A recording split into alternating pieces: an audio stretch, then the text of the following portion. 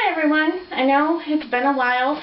Having 2 surgeries within 2 weeks of each other, recuperating for a week, and having a child with pneumonia kind of sets you back for a little bit. But I'm here today to show you another recipe, and hopefully, God willing, from here to Christmas, I'm going to be giving you some Christmas ideas that you can take to Christmas parties, Christmas dinners, Christmas functions that you might have with work or whatever.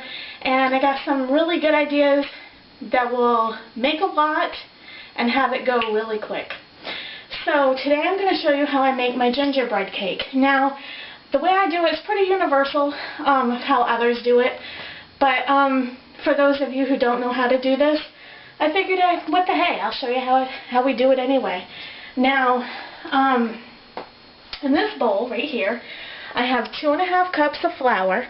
I have 2 teaspoons of baking soda, a little bit of salt, 2 teaspoons of ground ginger.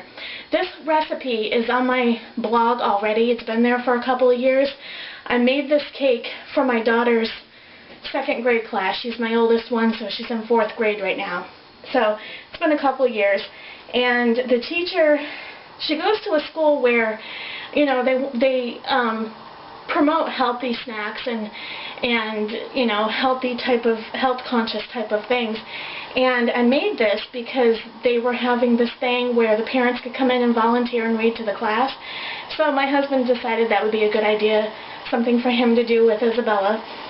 So let me just shut my water off because it's boiling.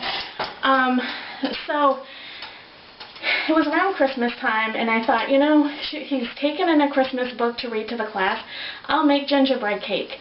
And the teacher sent me an email and said, anytime you want to make this, feel free. Feel free to bring it in anytime.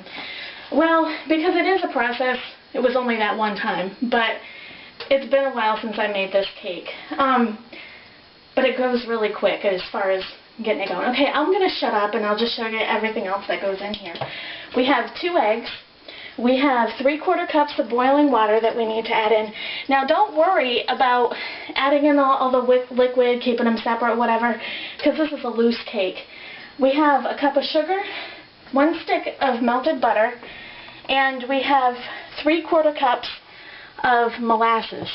Now, molasses is kind of sticky. What I did before, off camera, is I sprayed the inside of that bowl so that way it'll just slide out. So I'm going to get all this stuff going. I'm not going to add the hot water yet because I don't want it to cook the eggs. So we're just going to add all this stuff in here. And I also have a greased cookie pan over there on the stove. And all that molasses. And then we're going to beat it all up.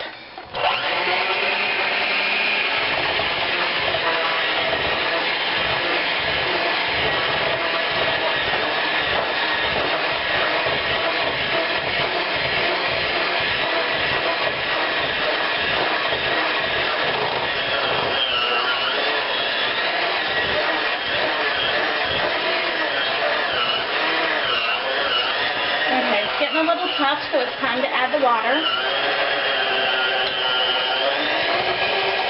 There we go. Turn that down a little. Because now I have an old hand mixer here, so he takes a little bit of time to get the job done, but he does get it done. So I'm going to go away and I'll be back and I'll show you what this looks like all blended up. Okay, so this is what it looks like when it's all blended in. Whoops, blended in and blended up and what have you. It's kind of a loose batter, but that's what you want. And now I'm just going to pour all of this in here. And it goes into a 350-degree oven, preheated. And it takes between 35 minutes to 45 minutes to cook. And that's because it's a loose batter. So And you could tighten this up, you could adjust the recipe to make gingerbread cookies if that's what you'd rather do. Or you could take the same recipe and make cupcakes.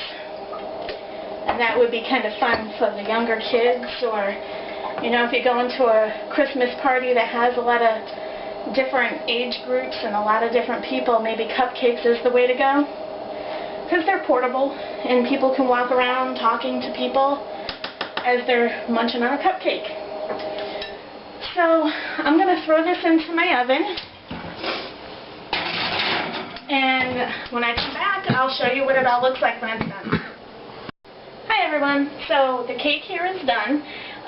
It's taken probably about a half an hour for it to cook. My oven today has been running a little warm. So depending on your oven, it takes between a half an hour to 45 minutes. And what you want is you want the cake to spring back when you touch it, and the toothpick test. Stick it in. If it comes out clean, it's done.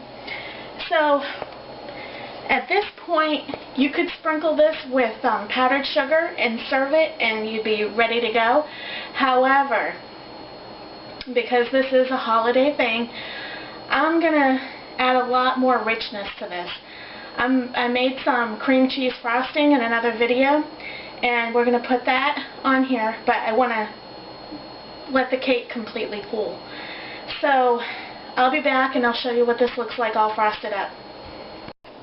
Hi everyone, so this is what the cake looks like when it's all frosted and done and everything.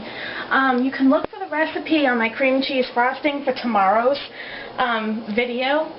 So I've already cut Toby a piece of cake. It's almost that time to pick up the kids from school, so I'm going to wrap this up really quick. I forgot to mention when I did the video for the cream cheese, it needs to sit in the refrigerator for a couple of hours. Anyway, just a little side note to yourself if you want to watch that video, which will be up tomorrow. This cake recipe is on my blog right now. I will put a link in the description bar. If you have a hard time linking to it, you can copy and paste it and put it in your browser. I know it should take you directly to the recipe. So I'm not going to yak anymore. Until next time, guys, live, laugh, and love. And here's Toby for his taste test.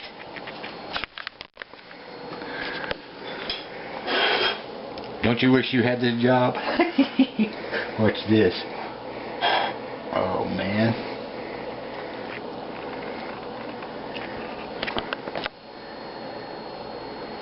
If you tasted that, you'd darn sure wish you had this job. Good stuff. See you next time. Adios.